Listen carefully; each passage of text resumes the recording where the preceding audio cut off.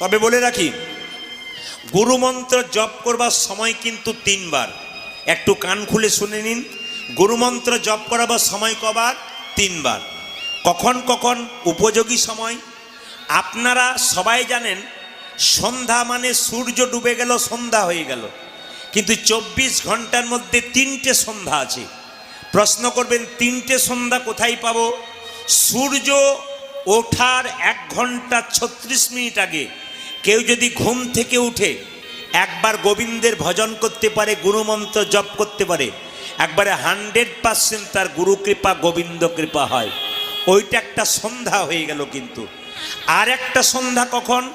এই দুপুরবেলায় সূর্য যখন একবারে মাথার ওপরে থাকে, ওটা একটা সন্ধ্যা। আর একটা সন্ধ্যা কখন? সূর্য ডুবে গেল, এবার অন্ধকার নেমে আসবে, ওই সূর্য ডোবা